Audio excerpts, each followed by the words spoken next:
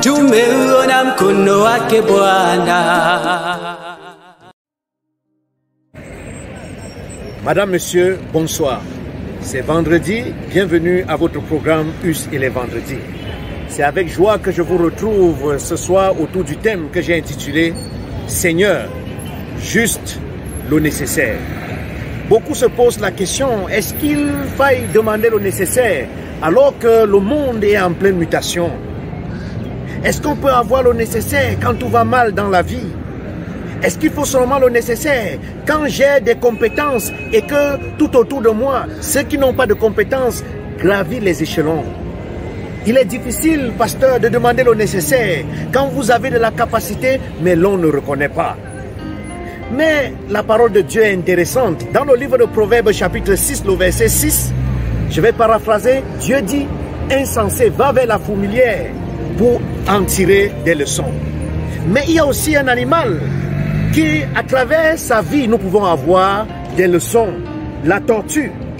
On peut apprendre de cet animal pour aller plus vite, pourrait bien se débarrasser de sa lourde carapace.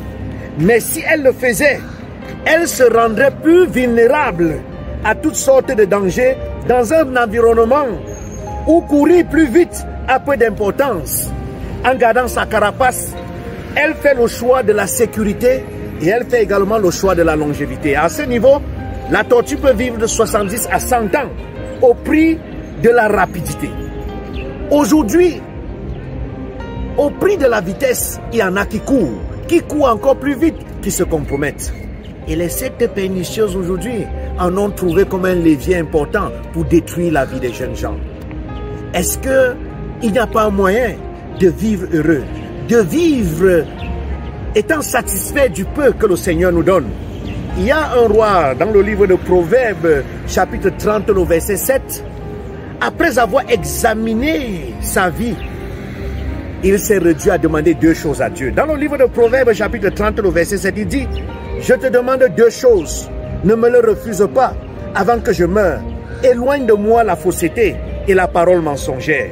Ne me donne ni pauvreté ni richesse. Accorde-moi le pain qui m'est nécessaire. » En fait, la vie de cet homme se réduit en une seule chose, accorder ce qui est nécessaire. Mon frère, ma soeur, si tu ne souhaites pas que le Seigneur fasse le nécessaire dans ta vie, tu vas te compromettre. Et c'est ainsi que ta vie sera courte et éphémère. Mais si tu te résumes à vivre la réalité, à se réjouir de ce que Dieu te donne au quotidien et à batailler de toi-même sans toutefois te compromettre, alors tu réussiras. Peut-être tu as besoin en ce moment d'une prière parce que tu vis une situation d'injustice. Mais le Dieu de la justice pourra intervenir. Permets-moi de prier pour toi. Ô Seigneur, ton enfant certainement a besoin de gravir les échelons. Il travaille dur pour cela. Mais je plaide afin qu'au nom de Jésus, que tu manifestes ta grâce dans sa vie et qu'il comprenne qu'il y a bon de se confier à toi et de croire en toi et sa vie sera bénie au nom de Jésus. Mon frère, ma soeur, le cantique dit, quand le vol de la tempête vient assombrir ta vie, ne perds pas courage, parce que le Seigneur est bon.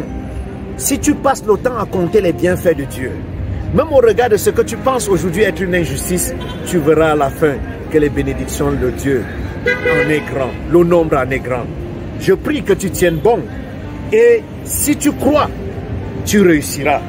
Seuls ceux qui voient l'invisible peuvent faire l'impossible dans leur vie.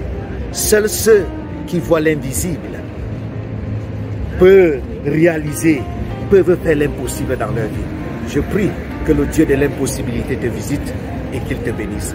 À vendredi prochain, que l'Éternel te bénisse. Amen.